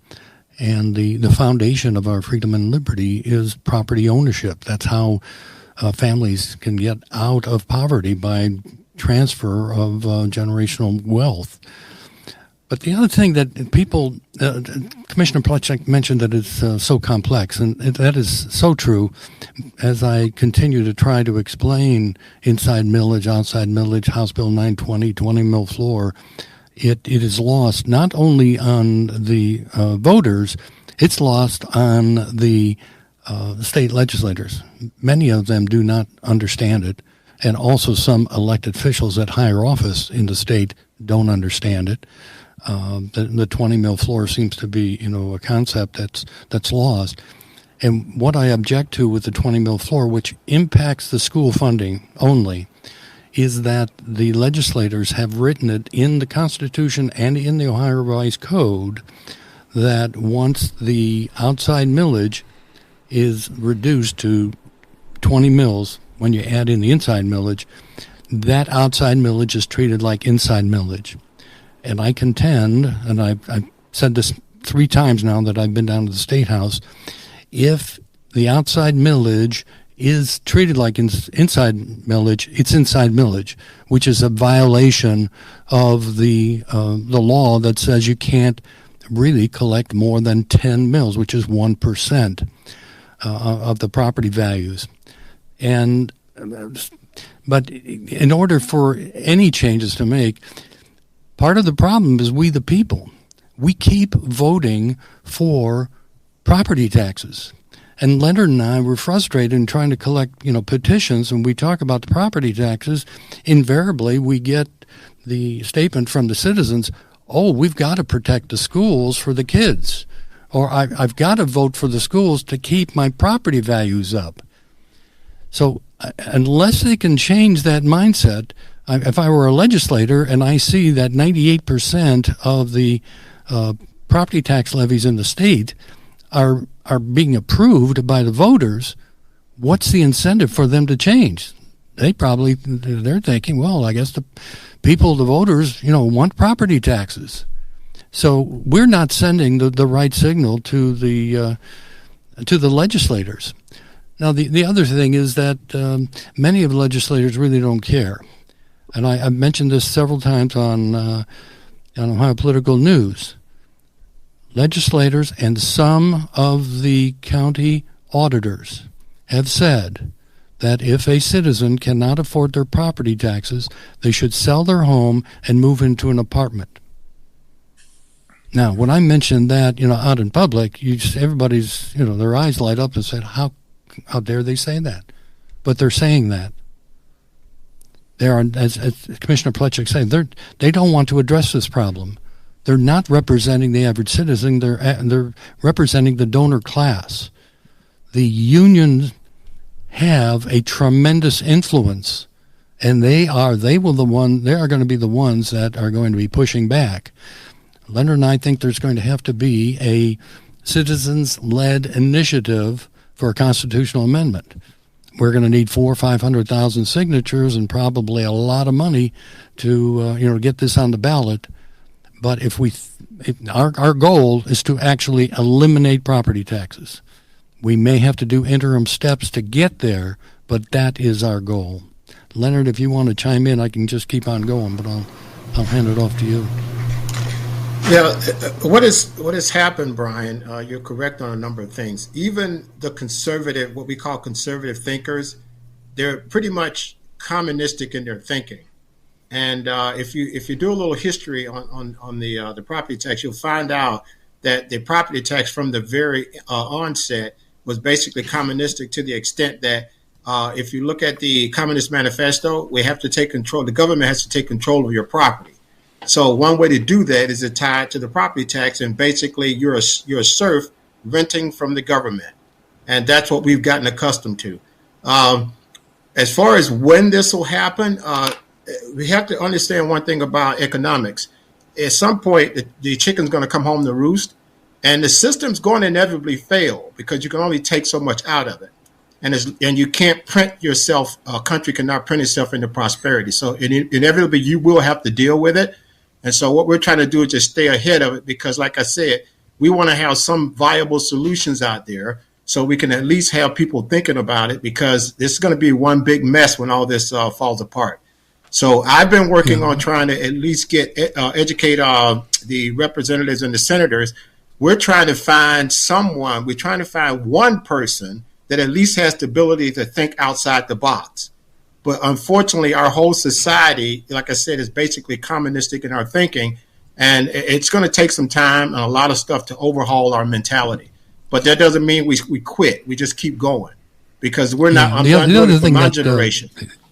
The other thing that we've been saying, Joe, is that there are no checks and balances in our system at the county level.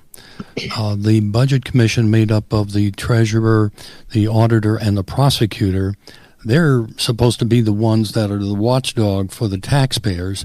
And if they find accumulation of taxes where the taxing authority, whether it's the school or Deepwood or Metro Parks or the crime lab, if they start accumulating money in their, quote, rainy day fund, they can throttle that, and they should be able to throttle that back and say that to the taxing authority, we're not going to give you the authority to take all of this outside millage or even the inside millage.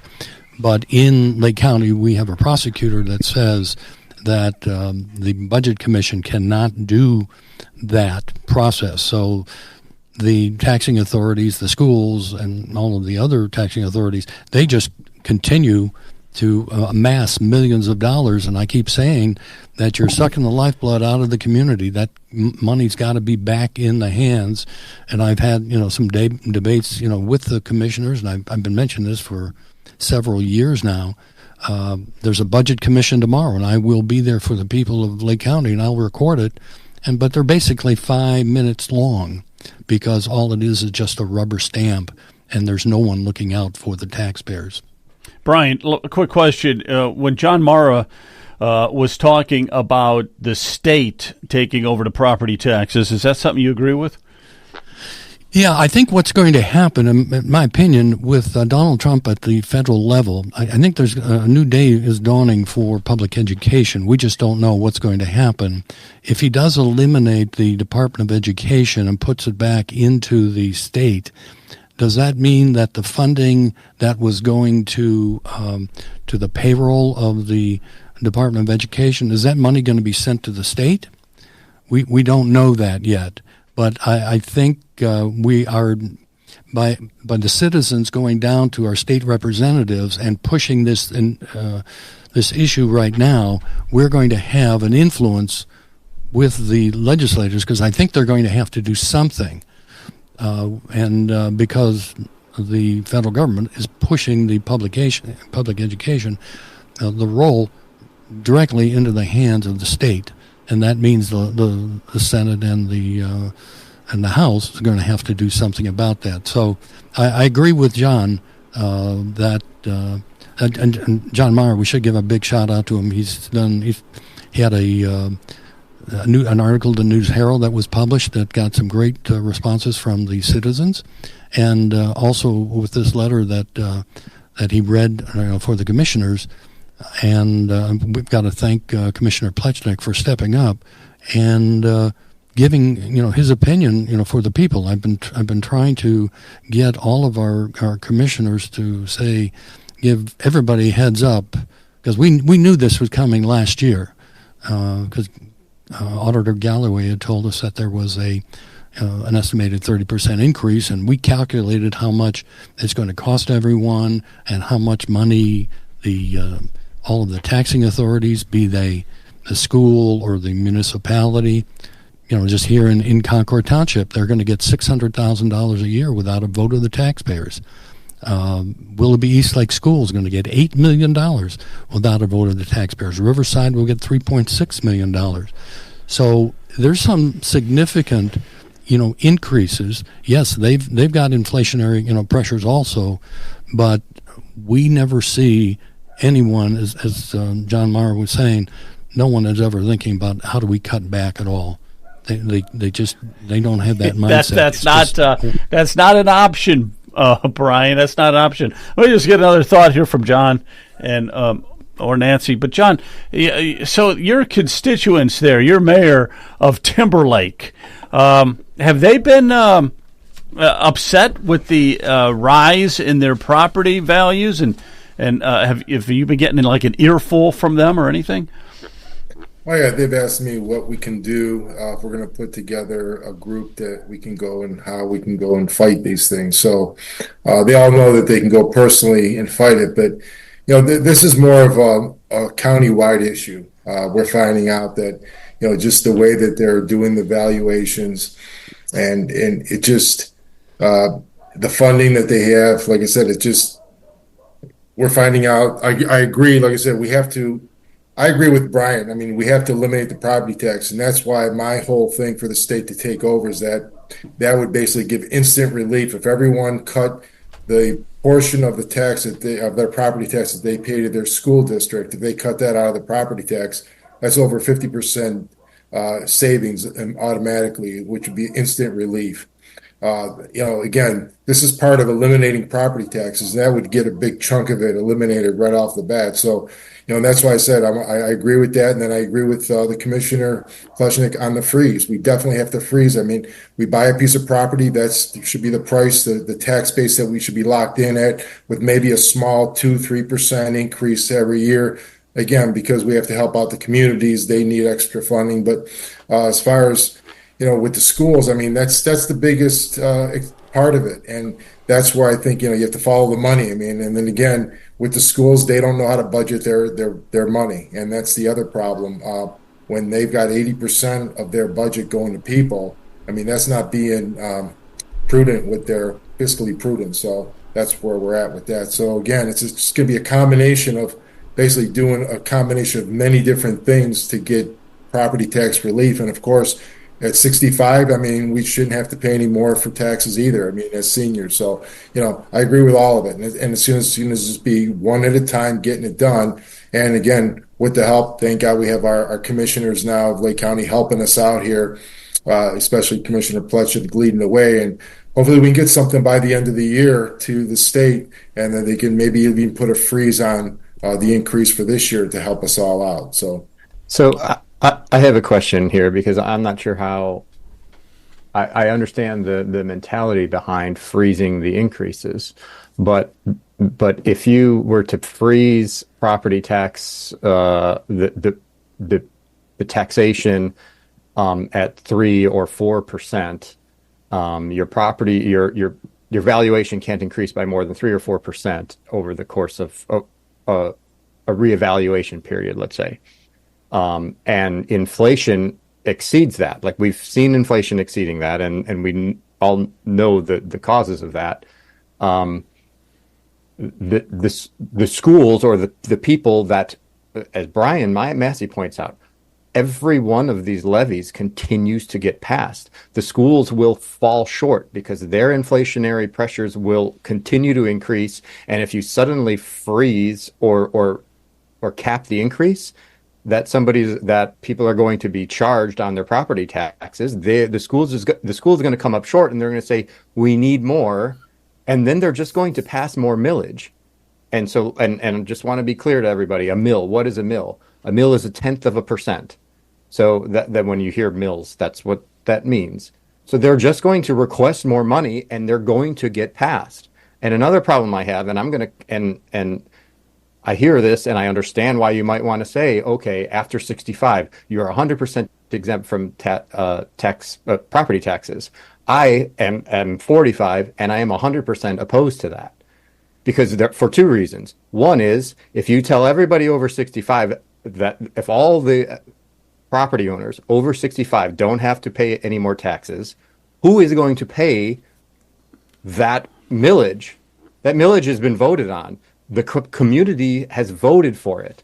They've voted to give these entities, the schools and the libraries and the parks and everything else, they have voted to give them that money. And if 65 plus isn't paying anything, then that falls on everybody 64 and below.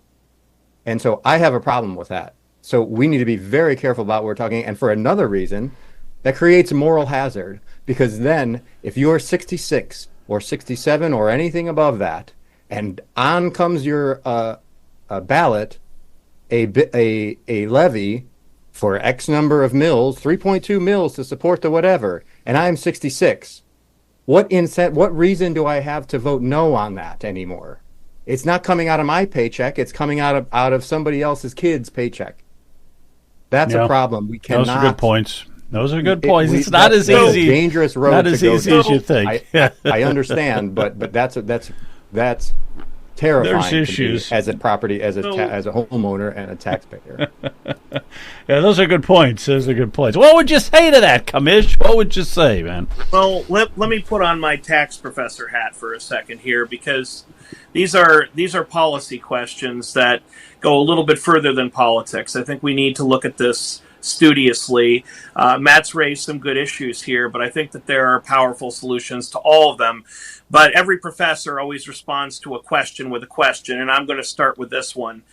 WWDJTD. What would Donald J. Trump do? We're all celebrating his victory in Washington, D.C., but the reforms and the greatness of America are not coming back unless all of us support Donald Trump. And we do that by asking, what would he do in our place locally? And he wouldn't throw up his hands and say, the schools need all this money, levies passed no matter what we do, there's nothing we can do about it. Number one, the state legislature has a lot of tools at their disposal with state-regulated agencies. There was the concern that universities would just raise tuition over and over and over again at the state level. And frankly, the state legislature put tuition freezes in place. You could put levy freezes in place too. You could say, you're going to have to make do for the next 15 years or 10-year window. We want to make sure that these reforms actually give relief to our taxpayer, that it doesn't just have the burden shift from A to B. We want you to become more efficient. We want you to take a page out of Elon Musk and Dark MAGA's playbook, and we want you to find savings of the roughly 1/3 that you would lose in a county like Lake, because about 1/3 of our residents are seniors at this point. So if we're just doing back pocket math, we'd say, okay, you'd lose about 1/3 of your revenue. That's a good thing. This is an opportunity to be so much more efficient. That's number one. So you could have a freeze on levies and say, for the next decade, no new levies. We want you to make this work through efficiency. Number two, I certainly hear, Matt, as someone who's even younger than him, I'm 40, that it's a tough pill to swallow to know you've got 25 years to go, but the hope is we all become 65. And right now, we're not on fixed incomes, he and I. We're in a stronger place to afford to pay taxes. It's never a good time to pay taxes, but I think that our seniors on Social Security and fixed incomes would say they're in a much harder position.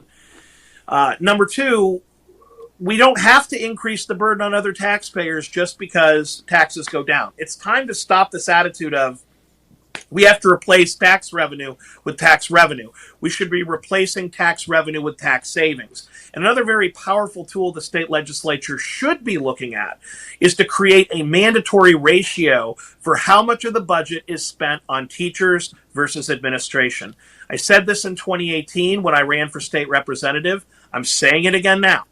If you fired half the administrators and you paid the other half as much, you'd still have too many overpaid administrators. We have this false dichotomy of taxpayer versus teacher. No. Teachers are not making that much money in the grand scheme of things in Ohio versus other states. The real problem we have is the administrative state, the ballooning bureaucracy in public schools. One gosh darn superintendent for an entire county that's shared by all the school districts would be fine. We don't need a superintendent for Kirtland and for Mentor and for Willoughby Eastlake. And having a principal for every grade, as many school systems do, Mentor's an example, for goodness sake, one principal per building is generous. We could easily cut 1/3 to 1/2 of the cost. If we took a page out of Donald Trump and Elon Musk's playbook, if we had our own Department of Government Efficiency here for schools, we could probably cut school budgets in half, give teachers a raise, and give our kids a better education if we just cut the administrative red tape out of it. We don't need all these principals, assistant principals, and assistant to assistant executives. It's nonsensical at this point. We need teachers, and we need students, and we need to be able to afford to live in our houses so that our kids can go to school here. That's what we need. And it's going to require people doing more than just replacing revenue with revenue. We need more efficiency. Donald Trump wouldn't say, just find the money. He'd say, make it work, do more with less. And if you don't like it, you're fired. Hey, Joe, I've got that in chart form to back up what John was just saying. I don't know if you want to check your email or if there's a way I can share my screen, but I've got that up right now. I can show from 2020 or from 2000 through 2021, the growth of administrative staff, principals, assistant principals, teachers, and students. I've got that charted by Digest of Education Statistics. And actually, before John even brought it up, I'm glad you did. Thanks, John. I was sharing that with Kent and Matt Urbis, who was texting this very image. Joe, I've never done a screen share before here. It should work. Yeah, give it a shot. It should work. Yeah. Window, entire screen. Here we go. I'm going to share this. There we go. Can you see her? Growth in administrative staff, principals, teachers, and students in public schools. That is an ugly looking chart. And as a matter of fact, he shared it with me. It might have actually been Brian. I took the liberty of charting in construction, which is missing from this one. And I just drew it as my own guess line, even more vertical than that red line. You factor in construction, administrative staff. I'm assuming you guys can see my screen now. Yes, we can. Yep. Yeah, good. Thank you. So I wanted to make sure I wasn't just talking to nobody here. But, I mean, this is it. And this is not just – so backing up, I want to thank – So wait a minute. Jonathan, that red line, that's administrative staff. It is. And that's what John Pleshnik was talking about. And that's since when? Sorry, we can't quite see the x-axis. When is that starting? Over the course of how many years? Oh, sorry, because you can't see my whole screen. No, I'll fix it. I'll fix it. In the year 2000. It's all right.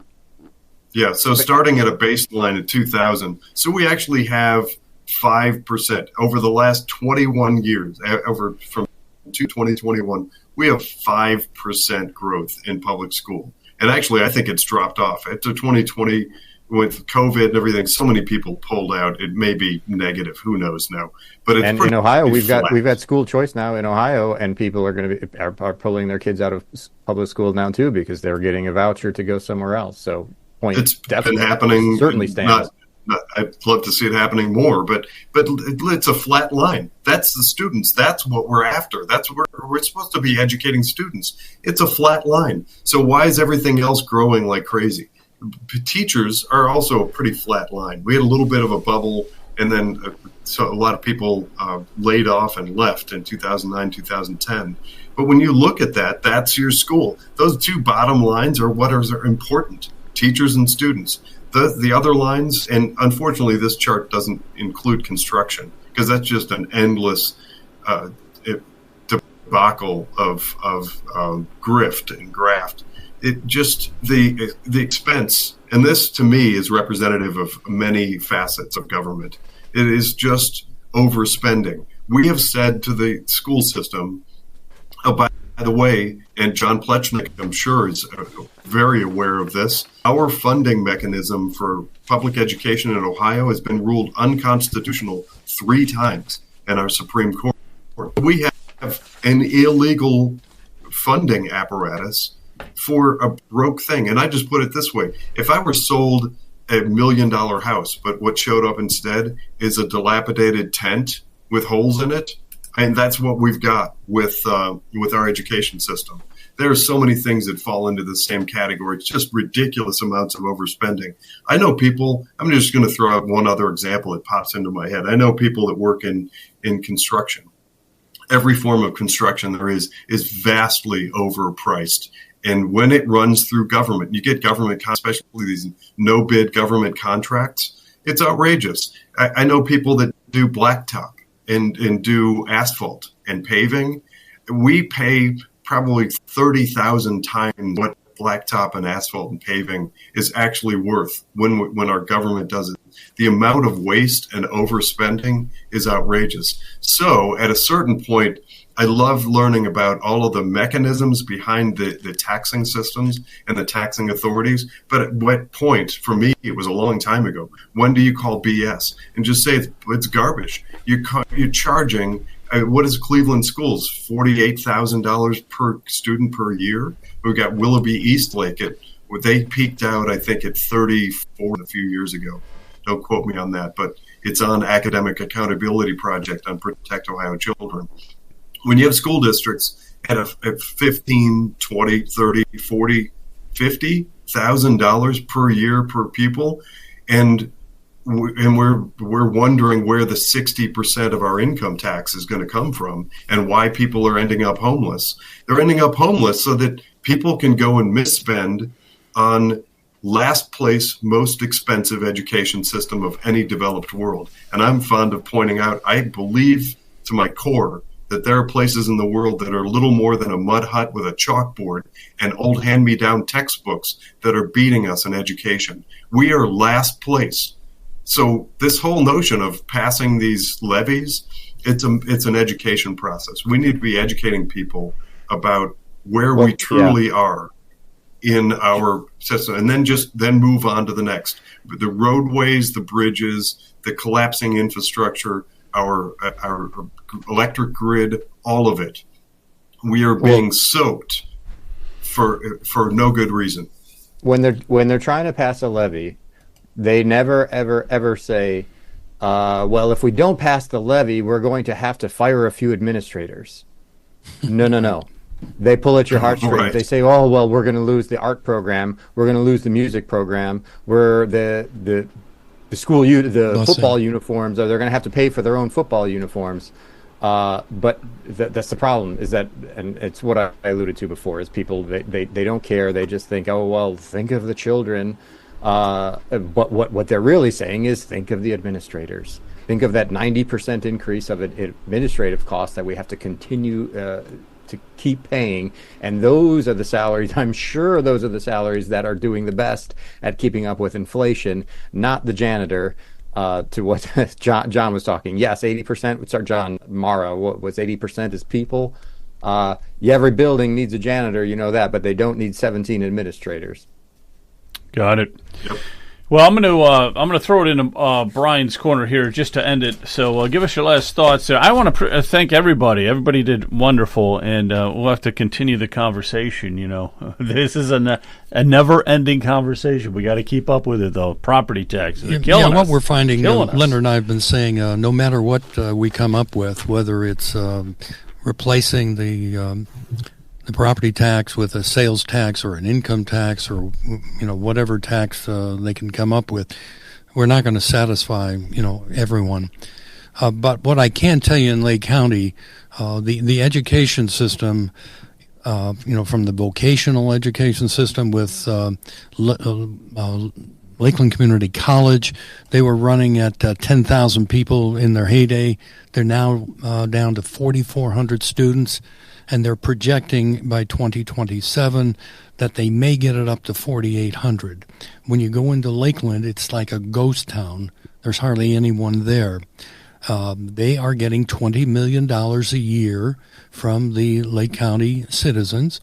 They've got a Holden Center across the street on 305 there that they're trying to sell off, but we're still paying for it. And so there's been great inefficiencies, and I think malfeasance by former administrators and board members. I am confident that the current board is trying to right the ship, and we are supporting them as much as we can. But when I look at Auburn Career Center, for example, they've got over $20 million in cash. And they have been fighting with their union through courts for 13 years, and they won't pay what the court says that they're owed. So there's great, I think, malfeasance in Auburn Career Center, and there's kids that are on waiting lists to try to get into Auburn because they don't have space. So I'm saying, well, why don't our elected officials get together and say, let's combine Auburn Career Center with Lakeland? And I've been pushing with that with the commissioners. I did talk to Commissioner Regovich about that. He says that he's becoming aware of that. But what it shows, though, is that there's so much inefficiencies with the government, and many of these administrators and the directors, presidents of the schools, they've got their bases covered, but they're not worried about the taxpayers, and we continue to have so much inefficiencies. I hope the commissioners will look into Lakeland Community College and Auburn Career Center. With the community needs more vocational training for these children. We've got the facilities at Lakeland. We just need people to push forward on that, and we'll let everybody know as we continue to fight this battle. Leonard and I, we're not going to give up because we think this is extremely important, for the people of Lake County and for the state of Ohio. No, you got it, man. You got it. John, did you have something you wanted to say real quick, or? Well, actually, Nancy did. Go ahead, Nancy. Okay, I just wanted to chime in on basically what everybody was saying. I want to comment on Commissioner Plechnik about talking about the people. The people's voice have to be heard. We have to contact our state people. Yes, school boards do have control of how much money they're getting. Don't let them tell you that they don't have that control. They do. I want to talk about Leonard's real quick. Leonard's comment about the communism thinking. It is right now. People really believe that we should be paying for other people's problems. When I say problems in these schools, there are problems with these kids, and that's why we have so many assistant administrators, assistant to the assistant administrator, assistant to the assistant vice president, assistant. I talked to a teacher the other day who told me she was laughing. This is a Willoughby Eastlake school teacher. She was laughing how many titles there were in one building. She says, and I don't know what they all do. And this is just somebody I met at a party. I didn't realize that she spoke at South.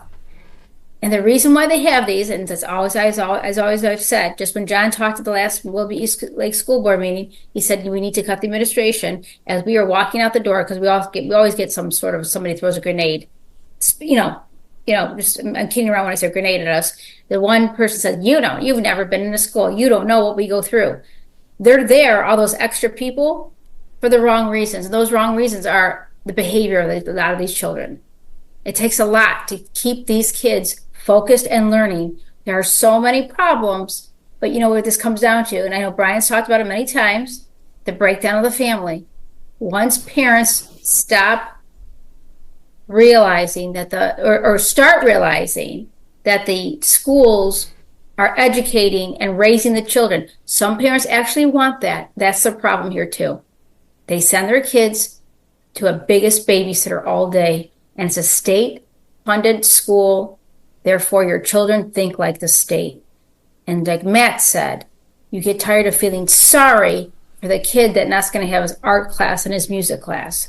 It's a big ball that we have to unravel now that there's a new leader at the helm. And when I've been in these schools, subbing and so forth, you could see your heart goes out to these kids that maybe their only meal. I was accosted one time coming out of a meeting saying, well, you can't, change this program or change that program. It's the only meal they get. Well, as a Christian, we need to do something about that. We need to somehow reach out in our own Christian way. But they've made it such a web they have woven. How do we get out of this mess? Because they're saying there's so many kids left behind. How about parents be parents and learn how to be parents and take control of their own children's lives? Because that's why we have all these titles, because of behavior in the classroom. I've seen it. So I believe you. Yeah. Okay. I believe even in some of the grade schools, they're not going to tell you what I hear from the local police and the local officials, how many times the police are at our middle schools handling problems, okay? Taking children away for the day or 2 days or 3 days or what have you, okay? So everybody's all hands on deck. I know a teacher who has a special group of kids in her school that tell her what's going to go down before it goes down, okay? So this is, as Brian has said before, the breakdown of the family. Until the parents become parents, control their kids, love their kids, and decide that they're not going to co-parent anymore, we can't get rid of all this extra bulk, all those extra assistants, because they're all there on high alarm, ready for the next shoe to go wrong in the school. That's all I want to say. It's crazy out there. Amen. Amen to that. Because you got to worry about drugs. There's so much sexual promiscuity in the high schools today. Gun violence. It's just on and on. It's crazy. Joe. All right, wrap it up for us there, Commish. John Plechnik. And wait a minute. Thank you, everybody. Great discussion tonight. Good. Thank you, Commissioner. To wrap things up, to bring together, I think, everyone's thoughts, it's often said that we get the government we deserve because we vote for it. But win or lose, it doesn't end with our vote. It's not enough in our civic duty to just vote. And I hear people ask the question several times tonight, why is it we can't reform property taxes? Why is it so hard to have basic efficiencies in public education and actually educate our children as opposed to babysit them, why is it so hard to accomplish anything through this bureaucracy of government when ultimately we elect the bosses? We elect the school board. We elect the state reps. We elect the state senators. Why is it they're so removed and they don't care about our voices? We do vote for them after all.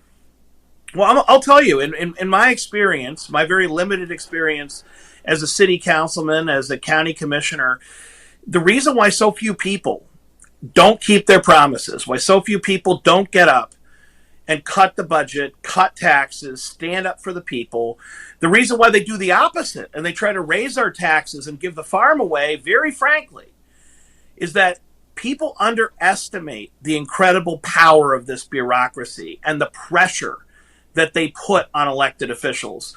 When I voted no on the biggest tax increase in Lake County history last year, I remember a lot of people saying, "Wow, you're very popular. You know, that was a good move politically. Everyone loves you now."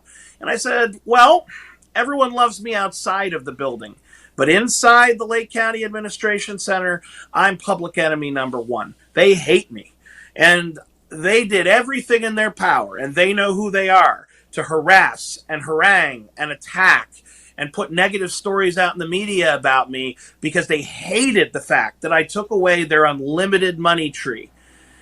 And I myself, having been in elective office for years before, was shocked by the enormous amount of pressure that I was under because I stood up and voted no on the biggest tax increase in Lake County history. And I'd taken pressure before. So I want to say with personal experience that when you elect a school board member, they probably are going in there planning to make lives better for our children, planning to cut taxes, cut the budget, get things more efficient, raise standards in education. They probably come in with all those good intentions. Unfortunately, it's the road to hell because standing along either side are all the bureaucrats who are going to come after those school board members. They're going to attack them. They're going to go after them. They're going to sue them, anything they can think of. I think Mayor Mara knows that when you do the right thing, you sometimes get sued. This happens. And the average Jane and Joe who runs for office does one of two things. They either quit or they go along and get along because they can't take the heat. And while it's easy to point to that school board member, that councilman, that state rep that doesn't do their job or quits because they can't take the heat, it's easy to blame them. I think that we collectively need to take responsibility too, because you know what we're not doing? Unlike the bureaucrats that are going out there and fighting for their cause, we're not fighting for ours. And we can't give ourselves the excuse of, well, I'm really busy, or I have a job, or I don't have time to go, or I can't go that time of day to the school board meeting. I can't drive down to Columbus like Brian Massey. I can't do it. It's too much work. Then you've already lost. WWDJTD. What would Donald J. Trump do? I love it. Yeah. You attack him, you tear him apart. That man keeps going. And while we're not all Donald Trump, and I don't want to pretend that we can wake up tomorrow with orange hair and go at it full power. I wish we could. Mm-hmm. We can do more. We are not doing enough to push our elected officials, to support our elected officials who want to do the right thing. We're leaving them out to dry with the bureaucrats. Mm-hmm. And they're getting ripped apart. And then we're surprised when they don't stand up for us. Well, we need to stand up for ourselves. Yep. You stand up for them, you start pushing them, and they will, they'll respond. They will respond. Well, thank you again. We'll take this up again soon. Take care. Have a good night, everybody. We'll see you so much. Joe, stop. All right, go back to the graph. Make sure we have people online still. Thanks for everybody in the chat for coming on. Make sure, again, this does cost money. Make sure to go to ohiopoliticalnews.com. There is a support us button. Make sure to click on that. If you can also click the bell. We had a bunch of people at subbing on Rumble. We're also on YouTube. We're on Facebook and X. We had a nice group of people on X tonight. Make sure to censored on YouTube. Share this, is that right? Like we are blocked. We are being Are we allowed to say that? Should we say that, or is it going to get us in trouble with them? For right now, but we will be back. We will have content back up on YouTube, but we will. But make sure everybody in Rumble right now, rumble it up, share this. If you can, subscribe. It's only a very small. It's a price of a cup of coffee nowadays. Hopefully, with Trump coming back, it's less than a cup of coffee.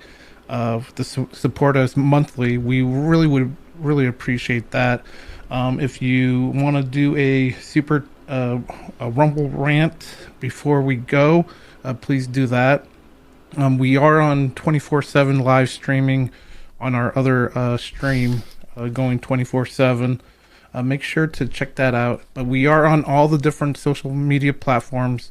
Also locals. That's another way to get different content. We will be adding stuff there. We do add all the links. You should get a notification over on locals every time we go live. And make sure to go to, again, ohiopoliticalnews.com/shop. And in that, we also have a shop of hats, mugs, T-shirts, a bunch of stuff talking about property taxes. The Property Guys line. We have a bunch of, especially for the women out there.